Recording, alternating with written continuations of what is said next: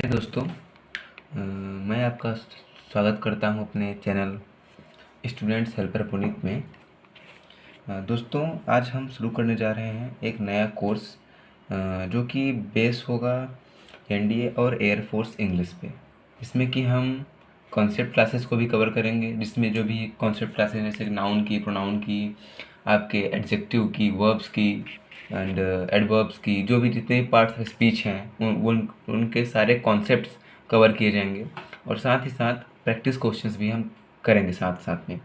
और once you complete, एक बार अगर आपने इस जो भी कॉन्सेप्ट मैं अभी आपको यहाँ पे टीच करूँगा, अगर उसको आपने कवर कर लिया तो definitely you can tackle all the questions related to the English grammar which comes into NDA and air force.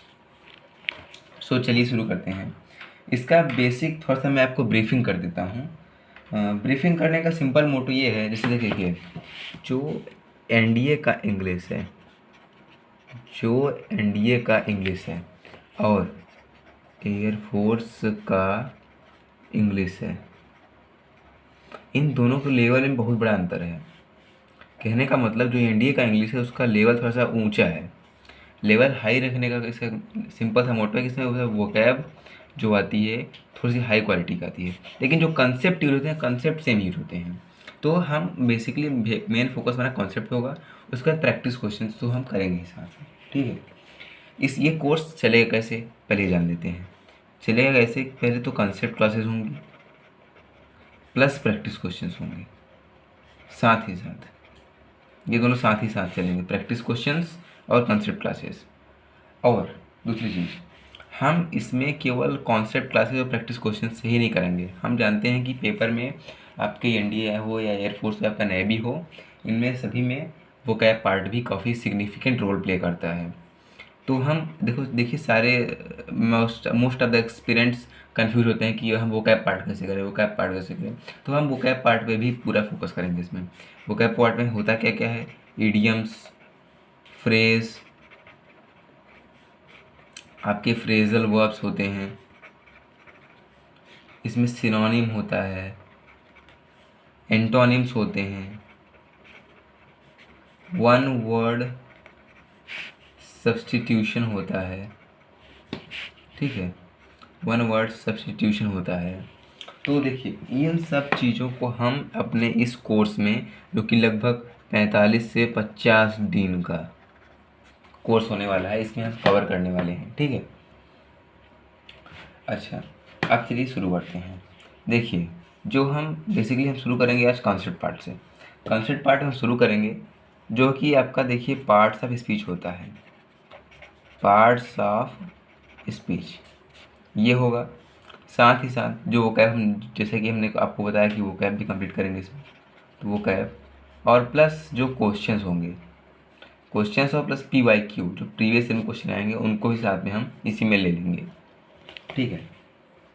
देखिए जो कुछ पार्ट्स हैं वो एयरफोर्स में ऐसे हैं जो कि एनडीए में नहीं आते, जैसे कि आपका डायरेक्ट इनडायरेक्ट हो गया, डायरेक्ट एंड इनडायरेक्ट स्पीच, ठीक है। ये एनडीए में नहीं आता, लेकिन एयरफोर्स में ये आता है।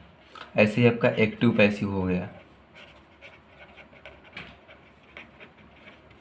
ये आपका एनडीए में नहीं आता, लेकिन आपका एयरफोर्स में आता है। तो इन सब टॉपिक्स को हम थोड़ा सा बाद में कवर करेंगे, क्योंकि ये ऐसे टॉपिक्स हैं। देखिए अभी एनडीए का एग्ज़ाम आने वाला है 14 नवंबर को, एयरफोर्स का भी अभी रिजल्ट नहीं है, लेकिन एग्ज़ाम जो कि शेड्यूल होगा भी तो 2 से 3 महीने के बाद। तो इन 2 से 3 महीनों में जो लास्ट के टाइम रहेंगे उसमें हम इन सब चीज़ों को कवर करेंगे, ठीक है। अब हम कवर क्या करने वाले हैं इस पूरे लेक्चर में या इस पूरे कोर्स में, हम कवर करने वाले हैं पूरी पार्ट्स ऑफ स्पीच को, ठीक है, जिसमें कि आपका नाउन, आपका pronoun, adjective, adverb, verb, conjunction, interjection, preposition, ठीक है। और ये देखिए आपका हो गया, ये 8 होगा ना, 1 2 3 4 5 6 7 8, ठीक है। ये हो गया पार्ट है स्पीच। लेकिन अब आपका कंडीशनल सेंटेंस, ठीक है, आपका क्वेश्चन टैग, ठीक, उसके बाद सेंटेंस रीअरेंजमेंट, ठीक है,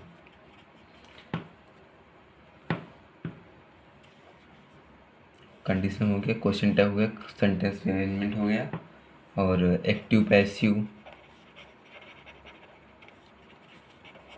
डायरेक्ट एंड इनडायरेक्ट स्पीच, ठीक है।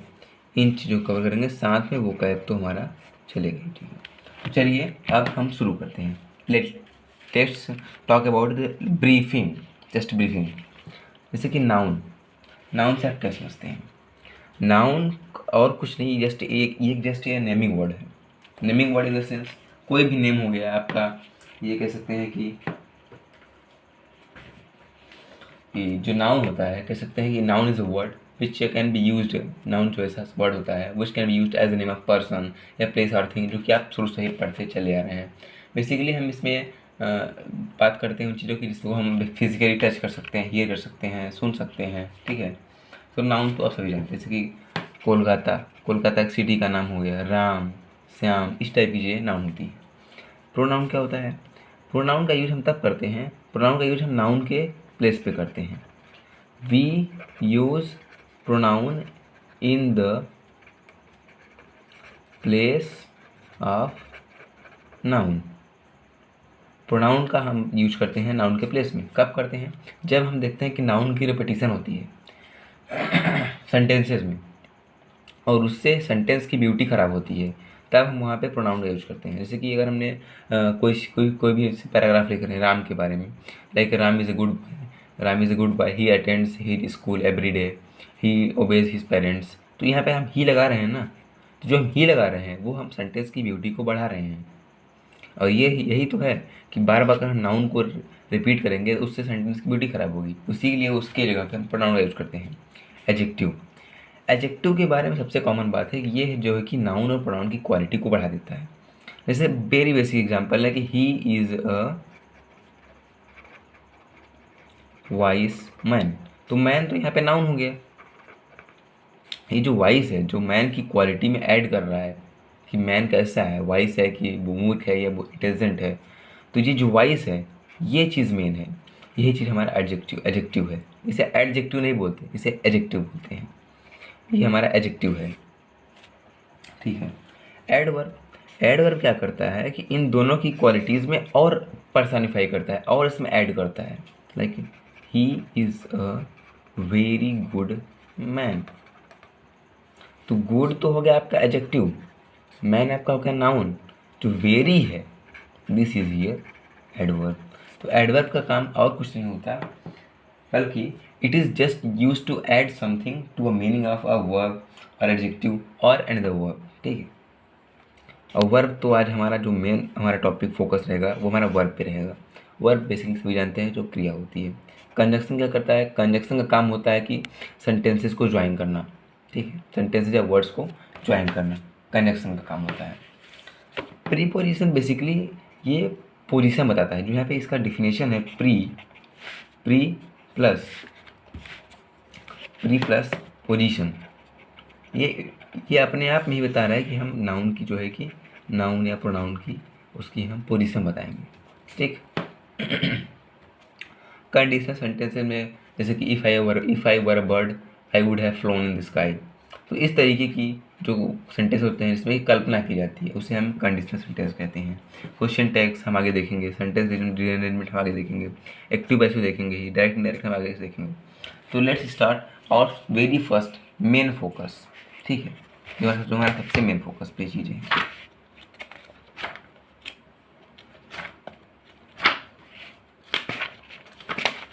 ठीक है, तो जैसा कि आप यहाँ पे लिखा हुआ देख पा रहे होंगे, एनडीए एंड एयरफोर्स इंग्लिश, ये नेवी के लिए भी सफिशिएंट है जहाँ तक मैं समझता हूँ। इसमें हम कॉन्सेप्ट क्लासेस, जैसा कि हमने आपको भी बताया, और प्रैक्टिस क्वेश्चन। तो आज हम टॉपिक शुरू करने वाले हैं वर्ब। देखिए, आप साथ में नोट्स बना सकते हैं, लेकिन मैं तो कहूँगा कि लेक्चर के बाद ही नोट्स बनाएं। वर्ब वर्ब बेसिकली होते हैं दो प्रकार के, एक मेन वर्ब और एक होता है आपका ऑक्सिलरी वर्ब। ऑक्सिलरी वर्ब को ही हेल्पिंग वर्ब कहते हैं। ठीक, ये जो मेन वर्ब होती है, ये जो हमारे सेंटेंस होते हैं, जैसे कि विराट कोहली प्लेज वेल। ठीक है, ये जो प्लेज है ये हमारा मेन वर्ब है, क्योंकि मेन एक्शन दिखाता है, शो करता है सेंटेंस में। और जो ये ऑक्सिलरी वर्ब होते हैं या हेल्पिंग वर्ब होते हैं, ये होते हैं 24। मैं आपको बताऊँ कैसे आगे। ठीक है, ये जो हेल्पिंग वर्ब होते हैं, जैसे कि इज़, एम, आर, वाज, वर, ठीक है, हैज, हैव, हैड, विल, शैल, इस तरीके की जो भी हेल्पिंग वर्ब्स होती हैं उन्हें हम ऑक्सिलरी वर्ब कहते हैं। देखिए, एग्जाम पॉइंट ऑफ व्यू से ये बहुत ही इंपॉर्टेंट है वर्ब्स को समझना, क्योंकि ये एरर के फॉर्म में आते हैं या तो आपका फिल इन ब्लैंक्स के फॉर्म में रहते हैं। वर्ब में एक टॉपिक और आता है मेन, वो होते हैं ट्रांजिटिव वर्ब्स। ठीक है, ट्रांजिटिव वर्ब्स और इंट्रांजिटिव वर्ब्स। ट्रांजिटिव वर्ब्स जो होते हैं, दीज वर्ब्स, ये वर्ब्स डायरेक्टली टेक ऑब्जेक्ट। ये वर्ब्स डायरेक्टली ऑब्जेक्ट लेते हैं। डायरेक्टली ऑब्जेक्ट लेने का मतलब क्या हुआ, एग्जाम्पल समझते हैं। जैसे कि आपने लिखा राम प्लेस क्रिकेट। ये जो प्लेस है ये यहाँ पे ट्रांजिटिव वर्ब है। ट्रांजिटिव वर्ब क्यों है? ट्रांजिटिव वर्ब इसलिए है कि यहाँ जो क्रिकेट है ये ऑब्जेक्ट है, और ऑब्जेक्ट वर्ब के साथ डायरेक्टली जुड़ा हुआ है। तो अगर आप कहीं भी पाते हैं कि जो ऑब्जेक्ट है वो डायरेक्टली वर्ब से जुड़ा हुआ है, तो वहाँ पे डेफिनेटली ट्रांजिटिव वर्ब होगा। और जो इनट्रांजिटिव वर्ब होता है, इनट्रांजिटिव वर्ब बेसिकली ये होते क्या हैं, these verbs do not directly take objects. ठीक है, इसका कहने का क्या मतलब है, यहीं पे अगर हम बोल दें कि राम जस्ट प्लेस, ये जो प्लेस है ये होता है आपका intransitive verb.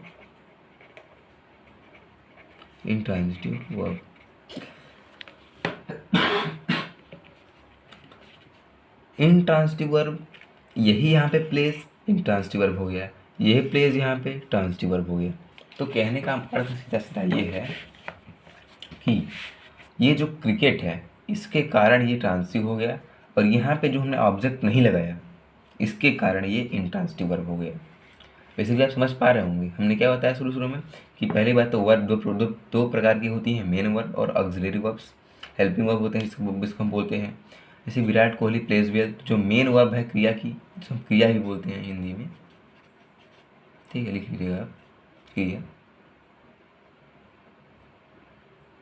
This is a main verb and the auxiliary verbs like helping verb, ये होती हैं अलग से। ट्रांजिटिव वर्ब हमने आपको बता ही दिया है। ठीक है, ट्रांजिटिव वर्ब जो कि डायरेक्टली ऑब्जेक्ट नहीं लेती, ट्रांजिटिव वर्ब्स जो कि डायरेक्टली ऑब्जेक्ट्स को लेती हैं।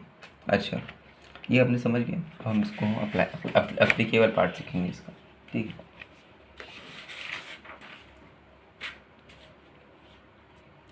अच्छा, अब जो हमारा एग्जाम पॉइंट ऑफ व्यू से वेरी स्पेसिफिक कह सकते हैं, वर्ब का जिसमें दो पार्ट होते हैं जो एग्जाम पॉइंट ऑफ व्यू से बहुत इंपॉर्टेंट है, वो होते हैं रेगुलर वर्ब्स और होते हैं इर्रेगुलर वर्ब्स। रेगुलर वर्ब्स का कहने का मतलब है जो वर्ब्स अपने फॉर्म को चेंज नहीं करती हैं, जस्ट अगर उसमें हम डी या ईडी लगा दें तो उसके वर्ब के फॉर्म में चेंज आ जाएगा। एग्जाम्पल के लिए बोलें तो जैसे डांस का ये वर्ब फर्स्ट फॉर्म हो गया, फिर डांस्ड, और डांस्ड। तो ये हमने ईडी लगा के कर लिया, ठीक है। जो हमने यहाँ पे इसी लिखा था, हमने यहाँ पे ईडी लगा लिया, हमने यहाँ पे ईडी लगा लिया। तो कहने का मतलब यही है कि जब हमने केवल वर्ड में डी या ईडी लगाते हैं तो उस समय रेगुलर वर्ब होगी। कहने का मतलब कि इसके बेस फॉर्म में कोई चेंज नहीं आया।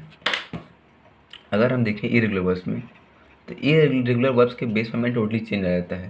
कहने का मतलब ये है कि गो, वेंट, गॉन, ये पूरा का पूरा वर्ड ही अलग अलग है तीनों। एक ही गो का ही ये वर्ब का फर्स्ट फॉर्म है, ये वर्ब का सेकंड है, ये वर्ब का थर्ड है, लेकिन देखिए तीनों चीज़ें बहुत ही अलग हैं। ऐसे इसी तरीके से लिख देते हैं साइन, सोन, सोन, ठीक है। आप देख लीजिए स्विम, स्वयं, स्वम, ठीक है। तो इसमें तीनों चीज़ें अलग अलग हैं। तो इन ऐसे वर्ब्स को हम इरेगुलर वर्ब्स कहते हैं। जैसे फॉर एग्जांपल अगर हम एक क्वेश्चन ले लें जो कि प्रीवियस ईयर क्वेश्चन रह चुका है, कि अगर हम आपसे बोल दें, आप लोग बहुत ही लाइटली ले लेते हैं इसको कि ये सब तो हमें आता है। ये वेरी बेसिक से चलना एक बहुत ही फंडामेंटल चीज़ है। जैसे कि देखते हैं, अगर आपसे क्वेश्चन पूछें कि third form of verb melt, तो आप बता पाएंगे? अगर हम क्वेश्चन ऑप्शन दे दें आपको कि मेल्ट होगा या मोल्टेन होगा या मेल्टेड होगा या नन होगा, तो आप में से बहुत से लोग इसमें मोल्टेन ठोक देंगे। क्या आपने मोल्टेन सुन रखा है? आपको कॉन्सेप्ट तो पता है नहीं, लेकिन ये गलत है, ये होगा मेल्टेड। इसीलिए तो आप किसी भी चीज़ को लाइटली मत लीजिए प्लीज़। इसका सीधा सीधा एक्सप्लेनेशन यही है कि मेल्ट का जो फर्स्ट फॉर्म होता है बेस फॉर्म, वो मेल्ट होता है, मेल्टेड और मेल्टेड, ये आपका वर्ब का सेकेंड, ये आपका वर्ब का थर्ड, मेल्टेड। अब आप लोग सोच रहे हो कि मोल्टेन क्या है? तब ये जो मोल्टेन है ये भाई ये एडजेक्टिव है, ये वर्ब नहीं है, ये एडजेक्टिव है, इसलिए यहाँ पे मोल्टेन नहीं होगा। अगर हम इसी तरीके से क्वेश्चन आप बोर्ड दें, अभी तो आपको बहुत ढेर सारे कंफ्यूजिंग वर्ब्स आएंगे, ठीक है, उसके बारे में कुछ कहना तो है नहीं फिलहाल। जैसे एक चीज़ और होता है चूज, ये वर्ब का फर्स्ट फॉर्म है, चूज, चूजन। अगर आपको फिल इन ब्लैंक्स में आ गया तो डेफिनेटली आप कंफ्यूज हो सकते हैं इसमें, चूज, चूज और चूजन में। देखिए वर्ब का सेकंड फॉर्म है, वर्ब का थर्ड फॉर्म, ठीक है। अगर आपसे सीट का पूछ लें तो क्या होगा? सीट, सेट, सेट, ठीक है। रन का रन, रैन, रन, ना कि रैन। सीट, सेट, सेट हो रहा है, ठीक है। रन, रैन, रन, ये देखिए इसका दोनों फॉर्म मिल गए, प्रकार से मिलते जुलते हैं, ठीक है। इस तरीके से आपका कर दें तो हम सिंग, सैंग, संग, ये तक को पता होगा इस चीज़, ठीक है, ये पता होता है सभी को कि जो कंफ्यूजिंग होती है वो मैं आपको बता दूंगा। जैसे आपका हाइड का, तो हाइड, हिड, हिडन, ये आपको नोट कर लीजिएगा, ठीक है। हाइड, हिड, हिडन, ये होता है। अच्छा, अब मैं आपको कुछ ऐसे वर्ब्स बताने जा रहा हूँ जिसमें कि अच्छा आपको एक क्वेश्चन देता हूँ, आप बताइए third form of spread, spread का थर्ड फॉर्म बताइए। मोस्टली आप लोग बोल देंगे, या फिर अगर आपको नहीं आता होगा तो बिल्कुल आप गेस मत करिए, लेकिन बहुत सारे लोग बोलेंगे कि इसका थर्ड फॉर्म हो जाएगा स्प्रेडेड। टोटली गलत है। अब देखिए जो मैं आपको बताने जा रहा हूँ कॉन्सेप्ट, इसमें कॉन्सेप्ट ये है, इसमें आपका कॉन्सेप्ट कि कुछ वर्ब्स ऐसी होती हैं जिनका तीनों फॉर्म सेम होता है। Verbs whose all the forms are same. जैसे आप नोट कर लीजिए इसको, हर्ट का, हर्ट के तीनों फॉर्म हर्ट हर्ट हर्ट होते हैं, hurt hurt hurt, V1 V2 V3। दूसरा देखें तो स्प्लिट स्प्लिट स्प्लिट स्प्लिट। तीसरा देखें तो फोरकास्ट फोरकास्ट फोरकास्ट। फोरकास्ट का मतलब होता है, जैसे कहते हैं ना वेदर फोरकास्टिंग, तो वहाँ पे हम फोरकास्टेड नहीं बोल सकते। जैसे हमने बोल दिया सेंटेंस की the Indian meteorological organisation has forecast the yesterday's weather, या फोरकास्ट द टुमारोज वेदर। तो यहाँ पे हम फोरकास्टेड नहीं कर सकते, अगर हमने ईडी लगा दिया ये गलत हो जाएगा, ईडी यहाँ पे नहीं लगेगा, ठीक है। चौथे की ओर बढ़ते हैं हम। सट सट सट, ये तो पता होगा आपको, यहाँ तक है सट सट सट। अभी देखें तो बर्स्ट बस्ट बस्ट, ठीक है। ये सब कुछ है जिसमें कि आपको कन्फ्यूज़न हो सकता है, इसलिए मैंने इनको लिख दिया है, ठीक है। इसमें इम्पोर्टेंट हर्ट, इसमें इम्पोर्टेंट स्प्रेड। स्प्रेड का भी होता क्या है, स्प्रेड का भी स्प्रेड स्प्रेड और स्प्रेड ही होता है, ठीक है।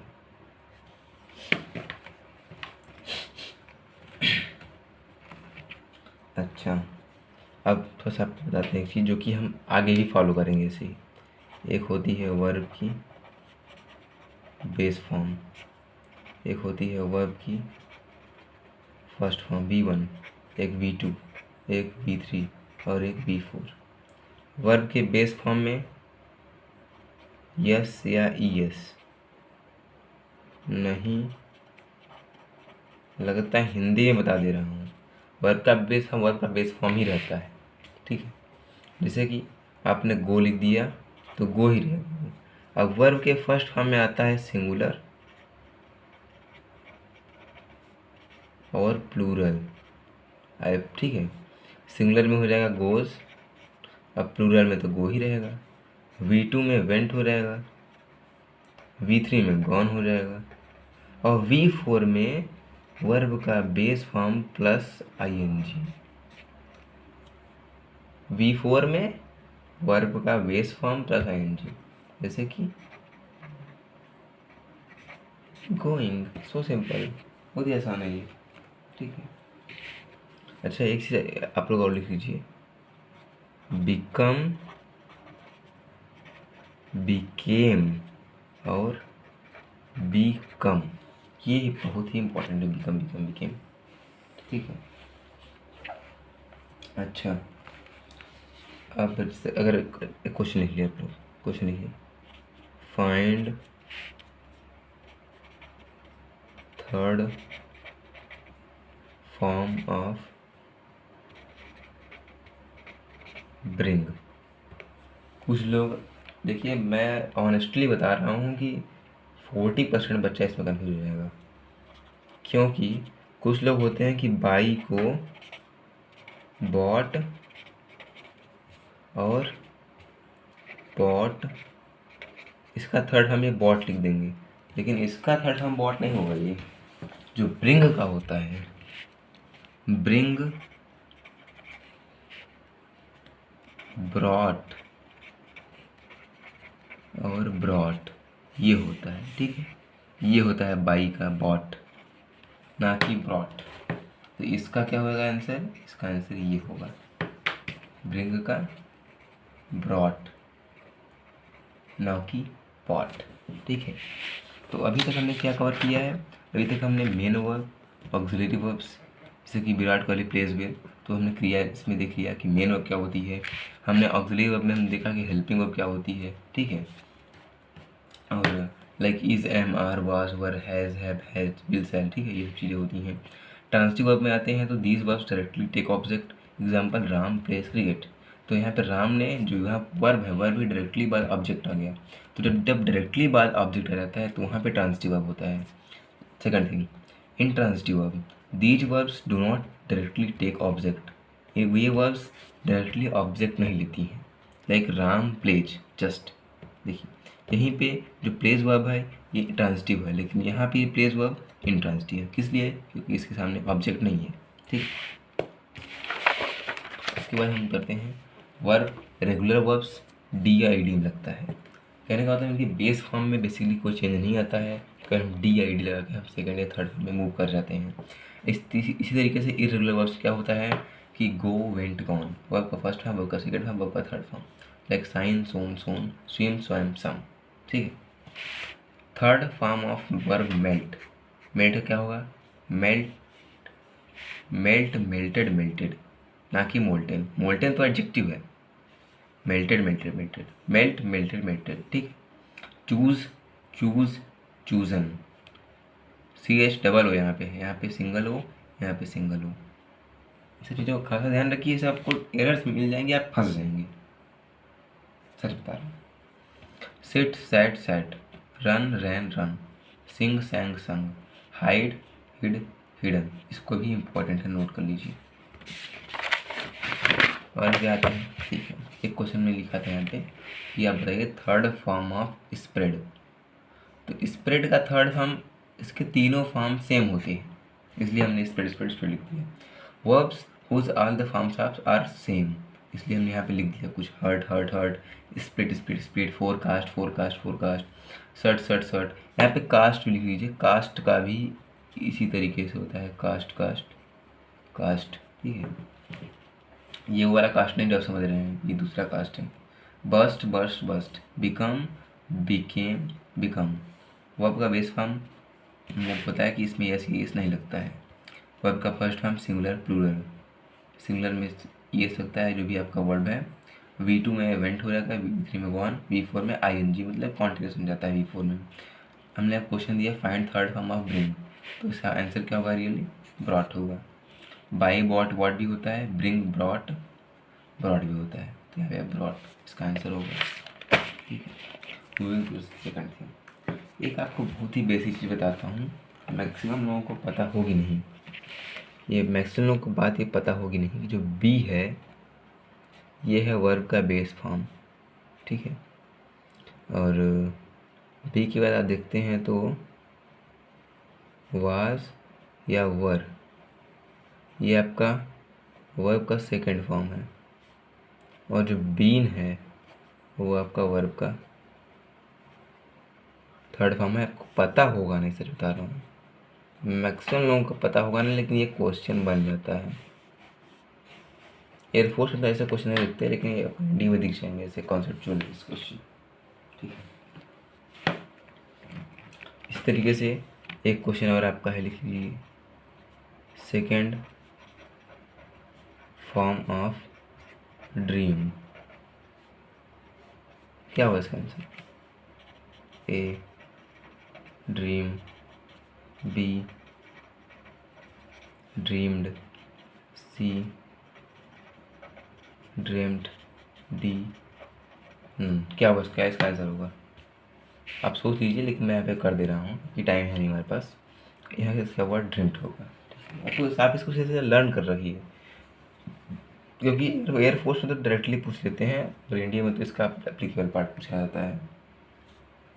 इसी तरीके से आप एक वर्ड लिख लीजिए second form of hold. Hold क्या होगा? पहला होल्ड, बी हेड, क्या होगा इसमें से? हेड होगा। ठीक, second form of hold is held.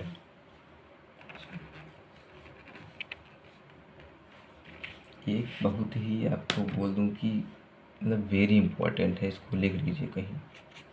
एक क्वेश्चन लिखते हैं आपसे, अब ये व्हाट वी नीड is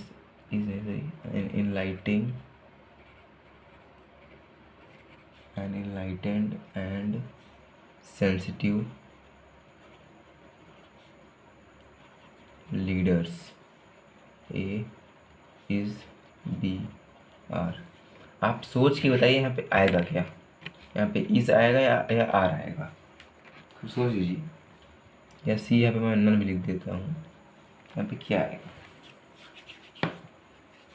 आप में से मैक्सिमम लोग जाएंगे लीडर्स देख के, लीडर्स तो प्लूरल है, यहाँ पे ठोक के आएंगे आर, यहाँ पे आप लोग आर लिख के आएंगे, लेकिन ये है गलत, ये गलत है। यहाँ पे आंसर होगा इज। इज इसलिए होगा क्योंकि देखिए, जो ये लीडर्स है ना, आप इस पे आ जाइए, आप हमेशा जो हेल्पिंग वर्ब होती है, ये हेल्पिंग वर्ब भी है ना, हेल्पिंग वर्ब आपकी मेन सब्जेक्ट पे डिपेंड करेगी कि मेन सब्जेक्ट क्या होगा, ठीक है। इसलिए यहाँ पे इज आएगा।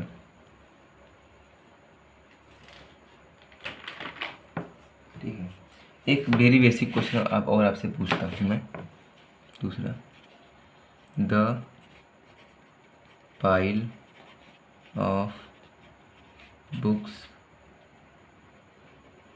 Missing A is B are, क्या लगाएंगे आप इसमें? आप में से मैक्सिमम लोग आर लगाएंगे, ये गलत है, इज होगा। क्यों? क्योंकि जो हेल्पिंग वर्ब होती है, हेल्पिंग वर्ब डिपेंड करती है मेन सब्जेक्ट पे।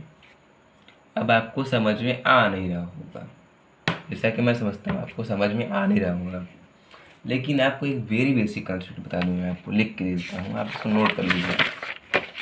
इसीलिए बोलता हूँ मैं बेसिक से ले चलूँगा आपको एडवांस लेवल तक। आप इसको कॉन्सेप्ट के, इसे कॉन्सेप्ट डाल के लिख लीजिए, हेडिंग लिख के कि helping verb depends on main subject. और अगर समझने में दिक्कत हो रही है कि ये क्या मतलब, ये बोलना क्या है सुनिकल, तो हिंदी में समझ लीजिए कि ऑफ के पहले वाले वर्ड पर डिपेंड करेगा हेल्पिंग वर्ब। ऑफ मतलब मैक्सिमम ऑफ पे ही आता है। आप यहाँ पे कोई भी प्रीपोजिशन के लिए पहले, यहाँ पे होना चाहिए तो प्रीपोजिशन के पहले आने वाले वर्ड पर, लेकिन मैंने यहाँ पे ऑफ लिख दिया कि बेसिकली ऑफ पे बेसिकली क्वेश्चन आते हैं। अगर मैं क्वेश्चन एग्जांपल दूंगा आपको यहाँ पे, like the team of players, यहाँ पे इज लगाएंगे या आर लगाएंगे, ए बी, यहाँ पे होगा इज, क्योंकि ऑफ के पहले टीम आई है। कोई भी टीम जो वर्ड है, जो टीम है वो टीम एक है, तो जब एक टीम है तो उसके लिए यहाँ पे हम इज लगाएंगे। लेकिन अगर हम आपसे ये बोल देते कि 10 प्लेयर्स ऑफ ए टीम, तब यहाँ पे आपका आर आता, क्योंकि ऑफ के पहले वाले वर्ड जो है वो है प्लूरल, तो प्लूरल के हिसाब से हेल्पिंग वर्ब क्या आएगी, आर आएगी। ये बहुत बेसिक कॉन्सेप्ट, लेकिन समझ में आता नहीं बच्चों के लिए, सच बता रहा हूँ। इसी तरीके से आप एक क्वेश्चन और लिख लीजिए। ये क्वेश्चन तो मतलब मैं कहूँ कि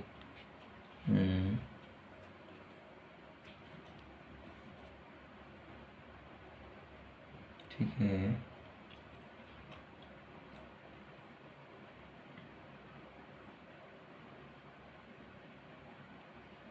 ठीक है, क्वेश्चन देखते हैं। ठीक है, क्वेश्चन ये है कि देयर, ठीक है, आप बताइए कि यहाँ पे इज लगेगा या आर लगेगा। Much sugar in my bag, यहाँ पे इज हो गया या आर होगा, आप गेस करके, या गेस करिए, आप जितना मैंने कॉन्सेप्ट बताया है उसको अप्लाई करिए, अपना दिमाग मत लगाइए, जो आपने पढ़ा है उसको रख लीजिए बाहर, जो मैं बता रहा हूँ तो उसको सीखिए इस समय के लिए। यहाँ पे क्या होगा आपके हिसाब से? यहाँ पे होगा इज, क्योंकि जो शुगर है, शुगर क्या है, इट इज अनकाउंटेबल नाउन। हम कहीं बोलते हैं कि ए शुगर लाओ, एक शुगर लाओ, या गिव मी ए शुगर, गिव मी 1 शुगर, ऐसे में कहीं बोला है? हम कभी नहीं बोलते, क्योंकि ये एक अनकाउंटेबल नाउन है। अब आप सोचेंगे कि काउंटेबल अनकाउंटेबल होता क्या है, तो आप थोड़ा सा बेसिक समझ लीजिए काउंटेबल और अनकाउंटेबल क्या होता है, बाद में आपको डिटेल में पढ़ाऊँगा ही। काउंटेबल नाउन वो होते हैं जिनका प्लूरल बन जाए और उनके सेंस में चेंज ना हो, उनके मतलब में बदलाव ना आए, वो होते हैं काउंटेबल। और जो अनकाउंटेबल होते हैं, जो अनकाउंटेबल ऐसे होते हैं जिनका प्लूरल ही ना बने, और अगर प्लूरल बने भी तो उनका मतलब चेंज है। एग्जाम्पल के लिए देखते हैं, हम काउंटेबल के लिए बोल दें कि बुक हो गई, बुक हो गई, ठीक है। बुक का प्लूरल बुक्स, तो इसका मतलब भी किताब, इसका मतलब भी किताब। लेकिन अनकाउंटेबल क्या होता है? अनकाउंटेबल का वुड का मतलब लकड़ी, लेकिन जैसे ही आप इसका प्लूरल बनाएंगे, वुड्स करेंगे, तो वुड्स का मतलब होता है जंगल। खुला धागा ना, धागा खुला दिमाग का कि नहीं खुला? तो इस तरीके से ही मैं आपको पढ़ाने वाला हूँ, आपको बेसिक से एडवांस पढ़ाऊँगा। और जो लिख के दे रहा हूँ, जो इस कोर्स को कर लिया, अगर 20 में से 20 ठोक के नया एयरफोर्स में और उसमें 40+ ना कर गया, तो फिर बताइएगा आप मुझे। वुड लकड़ी, वुड्स मीन्स जंगल, इस तरीके से और बहुत सारे वर्ड्स होते हैं, मैं आपको आगे कराते रहूँगा ऐसे, ठीक है। तो ये था आपका क्वेश्चन। और थोड़ा सा एक दो वर्ड्स और लिख लीजिए आप अभी के लिए। एक दो वर्ड्स लिखने का मतलब ऐसे वर्ड्स जिनका कि टाइप 2 बोल दीजिए इसको, इनका 2 forms of verb is same कह लेते हैं। इसमें पहला है कि बीट, बीटन, बीटन, ये वर्ब का फर्स्ट है, ये वर्ब का सेकंड, ये वर्ब का थर्ड, ठीक है। दूसरे पे आता हूँ, तो इसी की बाइट, बीट, बीटन, ठीक है, ये काटना के लिए होता है, ठीक है।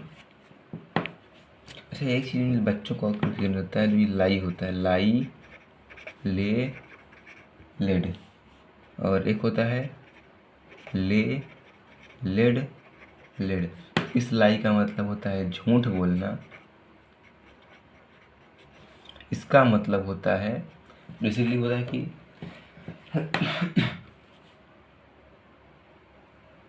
No no no no no, यहाँ पे देखिए ये थोड़ा सा मिस्टेक हो गई मुझसे। ये 3 प्रकार के होते हैं, ये रहता है लाई होता है, लाइड होता है, और लाइड होता है, ठीक है। ये लाई मतलब होता है कि कोई किसी को रख देना, ठीक है, या कहते हैं ना कि कैसे कि लेटा देना, ठीक होता है लाई, रख देना या लेटा देना, ठीक है, रख देना या लेटा देना, आप लिख लीजिएगा, लिख नहीं पा रहा हूँ, रख देना या लेटा देना। इस लाई का मतलब होता है झूठ, लाई, लाइड, लाइड, लेकिन लाई, ले, लेड, ये होता है लेटा देना या रख देना किसी चीज़, ठीक है।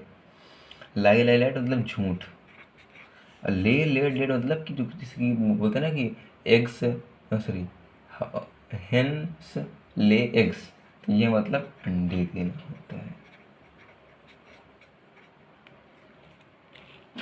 ठीक है। तो ये लाई, लाई और ले, इन तीनों में आप अंतर समझ लीजिएगा, ये बहुत ही इंपॉर्टेंट है। अभी तक के लिए इतना ही, कल से और आपके ऐसे कॉन्सेप्ट लाऊंगा जो आपके दिमाग का धागा खोल देंगे, और आप इस कोर्स को फॉलो करिए, definitely you will rock in the exam. So thank you. अगर आपको अच्छा लगा हो यू कैन डू लाइक कर सकते हैं, सब्सक्राइब कर सकते हैं। धन्यवाद, थैंक यू।